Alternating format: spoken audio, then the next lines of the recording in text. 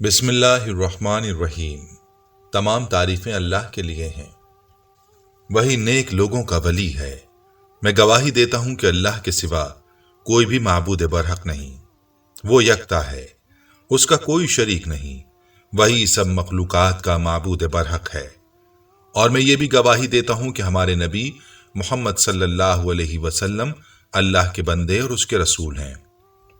आप तमाम अंबिया किराम और रसूलों के सरबराह हैं। या अल्लाह इन पर, इनकी आल और तमाम सहाबा किराम पर रहमतें, सलामती और बरकतें नाजिल फरमा। अस्सलाम वालेकुम इस्लामिक टीचर के प्यारे दोस्तों, मेरी बहनों और मेरे प्यारे भाइयों। बुखारी शरीफ की एक रिवायत के मुताबिक एक बार चंद नौजवान सहाबा किराम रज़वानुल्लाहि अलैहिम अजमईन ने बाहिमी मशवरा करके हुजूर के घर के अंदर के मामलात मालूम करना चाहे ताकि वो भी इन मामलात की पैरवी कर सकें। इस मकसद के लिए उन्होंने उम्महातुल मोमिनीन रज़ी अल्लाह अन्हा की खिदमत में बारी बारी हाजिरी दी और दरियाफ्त किया कि हज़रत सल्लल्लाहु अलैहि वसल्लम जब घर के अंदर तशरीफ लाते हैं तो आप सल्लल्लाहु अलैहि वसल्लम के मामूलात क्या होते हैं। अज़वाज मुताहिरात रज़ी अल्लाह अन्हा में से हर एक का जवाब ये था कि घर के अंदर आप सल्लल्लाहु अलैहि वसल्लम के मामूलात कम व बेश वही होते हैं जो हर घर के सरबराह के होते हैं। आप सल्लल्लाहु अलैहि वसल्लम आराम फरमाते हैं, बीवी बच्चों को वक्त देते हैं, अल्लाह ताला की इबादत करते हैं, आने जाने वालों के हालात दरियाफ्त करते हैं। घर का कोई काम काज हो तो उसमें अज़वाज मुताहिरात का हाथ बटाते हैं, हत्ता के जूता गांठ लेते हैं, चारपाई की मरम्मत कर लेते हैं और इस तरह के ज़रूरत के काम आप सल्लल्लाहु अलैहि वसल्लम खुद कर लिया करते हैं। याद रहे कि आप सल्लल्लाहु अलैहि वसल्लम की ज़िंदगी के मामूलात को अगर बयान किया जाए तो इसके लिए काफ़ी वक्त दरकार होगा, लेकिन हम आपको आप सल्लल्लाहु अलैहि वसल्लम के मामूलात के बारे में हज़रत अली रज़ी अल्लाह अन्हु के इरशादात की रोशनी में बताने की कोशिश करेंगे कि आप सल्लल्लाहु अलैहि वसल्लम के रोज़ाना के मामूलात क्या थे, ताकि हर मुसलमान इन मामूलात के बारे में जान सके और फिर इन मामूलात पर अमल करने की कोशिश करे। वीडियो निहायत ही अहम है, इसको स्किप करने की कोशिश मत कीजिएगा और इस वीडियो को आपने हर मुसलमान तक ज़रूर पहुंचाना है। दोस्तों, चलिए बढ़ते हैं अपने मौजू की जानिब और आपको हज़रत अली रज़ी अल्लाह अन्हु के फरमुदात की रोशनी में बताते हैं कि हमारे प्यारे आका सल्लल्लाहु अलैहि वसल्लम के रोज़ाना के मामूलात क्या थे। इस हवाले से हज़रत अली रज़ी अल्लाह अन्हु ने बताया कि हज़रत सल्लल्लाहु अलैहि वसल्लम ने अपने घर के औकात और मामूलात को 3 हिस्सों में तकसीम कर रखा था।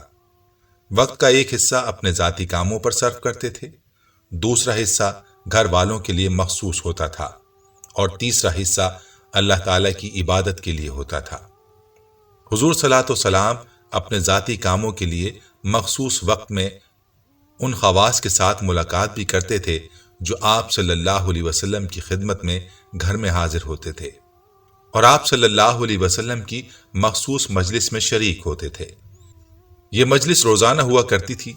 कोई ज़रूरतमंद होता तो वह अपना सवाल लेकर आता और हुजूर सल्लल्लाहु अलैहि वसल्लम हस्ब मौका उसकी ज़रूरत पूरी फरमा देते थे।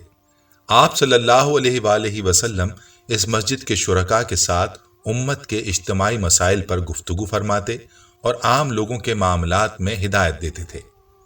आप सल्लल्लाहु अलैहि वसल्लम ने मजलिस में ख़ास तौर पर 2 बातों की तलकीन फरमा रखी थी कि मुसलमानों के उमूमी मफादात और मसलहत की कोई बात हो तो उसे दीगर लोगों तक पहुँचाओ, और ये कि कोई शख्स अपनी ज़रूरत और हाजत को हुजूर सल्लल्लाहु अलैहि वसल्लम तक बराह रास्त पहुँचाने में कोई दिक्कत या हिजाब महसूस करता हो तो उसका मसला आप सल्लल्लाहु अलैहि वसल्लम तक पहुंचाया जाए। इस सिलसिले में नबी अकरम सल्लल्लाहु अलैहि वसल्लम भी ये इरशाद फरमाया करते थे कि जो शख्स अपनी ज़रूरत और मसला मुताल्लिका हुक्काम तक पहुंचाने का मौका नहीं पाता, उसका मसला मुताल्लिका हुक्काम तक पहुंचाने वाले मुसलमान को अल्लाह ताला क़यामत के रोज़ साबित कदमी अता फरमाएंगे। मजलिस में आने वाले जो लोग सवाली होकर आते थे, हुजूर सल्लल्लाहु अलैहि वसल्लम के घर से कोई चीज़ चखे बगैर वापस नहीं जाते थे। इस मजलिस में جناب نبی اکرم صلی اللہ علیہ وآلہ وسلم کے ساتھ شریک ہونے والے بہترین افراد ہوتے تھے جو مجلس سے باہر کے لوگوں کے لیے رہنما کا درجہ رکھتے تھے۔ یہ مجلس اسی قسم کی باتوں پر مشتمل ہوتی تھی اور ان سے ہٹ کر کوئی بات کہنے کا موقع نہیں ملتا تھا۔ گھر سے باہر کی عمومی مجالس کی کیفیت یہ ہوتی تھی کہ جناب نبی اکرم صلی اللہ علیہ وسلم مجلس کا آغاز بھی اللہ تعالیٰ کے ذکر کے ساتھ کرتے تھے اور مجلس کا اختتام بھی اللہ تعالیٰ کے ذکر پر ہی ہوتا تھا۔ حضور صلی اللہ علیہ وآلہ وسلم جب کسی مجلس میں تشریف لے جاتے تو جہاں تک مجلس پہنچ چکی ہوتی وہیں بیٹھ جاتے اور اس بات کی تلقین بھی فرماتے تھے۔ یہ الگ بات ہے کہ حضور صلی اللہ علیہ وسلم جس جگہ بیٹھ جاتے وہی جگہ مجلس کا صدر مقام بن جاتی تھی۔ ہر صاحب مجلس کو حضور صلی اللہ علیہ وسلم اس کا حصہ دیتے تھے اور کسی کو یہ احساس نہیں ہوتا تھا کہ اسے دوسرے اصحاب مجلس سے کم توجہ مل رہی ہے۔ حضور صلی اللہ علیہ وآلہ وسلم کے سامنے کوئی شخص اپنا مسئلہ پیش کرتا یا کسی مسئلے پر بات کرتا تو آپ صلی اللہ علیہ وسلم اس کی پوری بات سنتے تھے اور جب تک وہ اپنی بات مکمل نہ کر لیتا اس سے رخ نہیں پھیرتے تھے۔ کوئی شخص حضور صلی اللہ علیہ وسلم کے سامنے اپنی ضرورت کا اظہار کرتا تو آپ اس کی ضرورت پوری کرتے یا نرمی کے ساتھ تسلی کی کوئی بات فرما دیتے۔ حضرت صلی اللہ علیہ وآلہ وسلم کی مجلس علم کی مجلس ہوتی تھی، حیا کی مجلس ہوتی تھی، کسی پر الزام تراشی نہیں ہوتی تھی، کسی پر تہمت نہیں لگائی جاتی تھی، کسی کی غلطی کو اچھالا نہیں جاتا تھا اور آپ صلی اللہ علیہ وآلہ وسلم اپنے ساتھیوں کے لیے باپ جیسے شفیق ہوتے تھے۔ مجلس سے ہٹ کر جناب نبی اکرم صلی اللہ علیہ وسلم کا عمومی انداز اور طرز عمل یہ ہوتا تھا کہ بے مقصد باتوں سے اپنی زبان کو بچاتے تھے اور وہی بات فرماتے تھے جس کی ضرورت ہوتی تھی۔ لوگوں کو قریب کرنے کی بات کرتے تھے، دور کرنے والی باتوں سے گریز کرتے تھے۔ کسی قوم کا بڑا آپ کے پاس آتا تو اس کا اکرام کرتے تھے اور اس کے ساتھ اسی سطح کا معاملہ فرماتے تھے۔ لوگوں کو اللہ کا خوف دلاتے رہتے تھے۔ لوگوں کے ساتھ ضرورت سے زیادہ بے تکلف نہیں ہوتے تھے، مگر کسی کو بے رخی کا احساس بھی نہیں ہونے دیتے تھے۔ اپنے ساتھیوں کے حالات معلوم کرتے تھے اور اگر کوئی غیر حاضر ہوتا تو اس کی تحسین فرماتے اور اسے تقویت دیتے۔ آپ صلی اللہ علیہ وآلہ وسلم اگر کوئی قبیح معاملہ دیکھتے تو اس کی قباحت کا ذکر کرتے اور حوصلہ شکنی کرتے تھے۔ حضور صلی اللہ علیہ وسلم اس بات کا خیال رکھتے تھے کہ لوگ خیر کے معاملات سے غافل نہ ہو جائیں اور اس بات کا بھی اہتمام کرتے تھے کہ وہ اکتا نہ جائیں۔ ہر قسم کے معاملے کا آپ کے پاس حل تیار ہوتا تھا اور ہر صورتحال کے لیے مستعد ہوتے تھے۔ آپ صلی اللہ علیہ وسلم حق بات کہنے سے نہیں کتراتے تھے اور ضرورت سے زیادہ بات نہیں کرتے تھے۔ لوگوں میں آپ صلی اللہ علیہ وآلہ وسلم سے زیادہ قریب وہی حضرات ہوتے تھے جو اچھے لوگ ہوتے تھے۔ جناب نبی اکرم صلی اللہ علیہ وسلم کے ہاں سب سے زیادہ قابل احترام وہی شخص ہوتا تھا جو لوگوں کے ساتھ نصیحت اور خیر خواہی کا جذبہ رکھتا ہو، اور آپ صلی اللہ علیہ وآلہ وسلم کے ہاں اس شخص کو زیادہ قدر حاصل ہوتی تھی جو عام لوگوں کے ساتھ غمخواری اور مدد میں پیش ہوتا تھا۔ پیارے بھائیوں، یہ تھے حضرت علی رضی اللہ عنہ کے فرمودات کی روشنی میں جناب نبی اکرم صلی اللہ علیہ وآلہ وسلم کے روزمرہ کے معاملات جو آپ نے ملاحظہ فرمائے۔ یاد رہے کہ اس کے علاوہ بھی آپ صلی اللہ علیہ وسلم کے معاملات سے متعلق متعدد روایات موجود ہیں جن کا احاطہ اس مختصر ویڈیو میں مشکل ہے۔ البتہ آپ کو یہ بتاتے چلیں کہ حضور اقدس صلی اللہ علیہ وآلہ وسلم اپنے دن کا آغاز تہجد کے وقت سے کرتے تھے اور صبح اٹھتے کے ساتھ ہی آپ صلی اللہ علیہ وآلہ وسلم مسواک فرماتے اور وضو فرماتے اور پھر نماز تہجد پڑھا کرتے۔ آپ صلی اللہ علیہ وآلہ وسلم کم سے کم 4 اور زیادہ سے زیادہ 8 رکعت تہجد ادا فرماتے اور صبح کی نماز سے پہلے تھوڑا آرام بھی فرمایا کرتے۔ فجر کی 2 سنتیں ادا فرماتے جو کہ بہت ہی مختصر ہوا کرتی تھیں۔ صبح کی نماز پڑھاتے اور اس کے بعد ذکر و اذکار کے بعد صحابہ رضوان اللہ علیہم اجمعین سے خوابوں کے بارے میں پوچھتے اور ان کی تعبیر بتایا کرتے اور اپنے خواب یا وحی کا تذکرہ بھی اسی وقت فرماتے تھے۔ طلوع آفتاب تک اپنی جگہ پر بیٹھے رہتے اور اس کے بعد نماز اشراق ادا فرماتے۔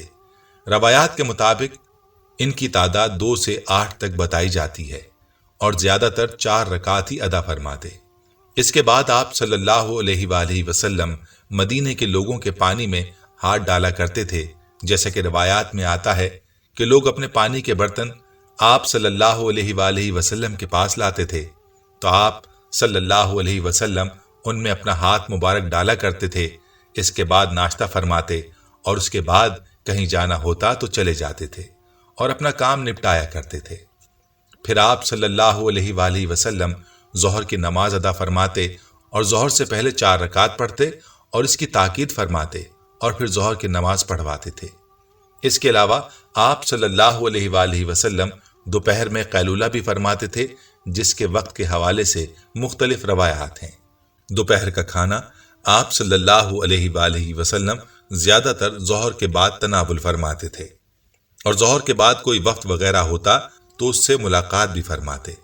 پھر آپ صلی اللہ علیہ وآلہ وسلم عصر کی نماز ادا فرماتے اور عصر سے پہلے 4 رکعت ادا کرتے تھے، جنہیں ہم غیر موقدہ سنت کا نام دیتے ہیں۔ روایات سے یہ بات ملتی ہے کہ عصر کی نماز کے بعد آپ صلی اللہ علیہ وسلم کبھی تو صحابہ کے ساتھ بیٹھتے تھے اور کبھی اپنے گھر میں ازواج کے ساتھ وقت گزارتے تھے اور اذان ہو جانے پر مسجد کی طرف تشریف لے جاتے اور مغرب کی نماز پڑھواتے اور رات کا کھانا آپ صلی اللہ علیہ وآلہ وسلم مغرب کے بعد اور عشاء سے کچھ دیر پہلے تناول فرماتے اور پھر عشاء کی نماز ادا فرماتے اور آپ صلی اللہ علیہ وآلہ وسلم جلد سو جانے کو پسند فرماتے اور اس کی تاکید بھی احادیث نبویہ صلی اللہ علیہ وسلم میں پائی جاتی ہیں۔ پیاری بہنوں اور پیارے بھائیوں، یہ تھا مختصر خاکہ آپ صلی اللہ علیہ وآلہ وسلم کے معمولات کا۔ ہمارا فرض ہے کہ ہم آپ صلی اللہ علیہ وآلہ وسلم کی مکمل پیروی کریں۔ اس ویڈیو کو زیادہ سے زیادہ شیئر کریں تاکہ ہر کوئی آپ صلی اللہ علیہ وآلہ وسلم کے معمولات سے آگاہ ہو سکے اور آپ کی اتباع کرنے والا بن سکے۔ دوستو، ہم یہ امید کرتے ہیں کہ آپ کو ہماری آج کی یہ ویڈیو ضرور پسند آئی ہوگی۔ اگر آپ کو ہماری آج کی یہ ویڈیو پسند آئی ہے تو آپ سے گزارش کرتے ہیں کہ آپ ہمارے چینل اسلامک ٹیچر کو ضرور سبسکرائب کر لیں اور ساتھ ہی لگے بیل کے بٹن کو بھی پریس کر لیں تاکہ آپ کے پاس ہماری آنے والی مزید معلوماتی ویڈیوز کا نوٹیفیکیشن بر وقت ملتا رہے۔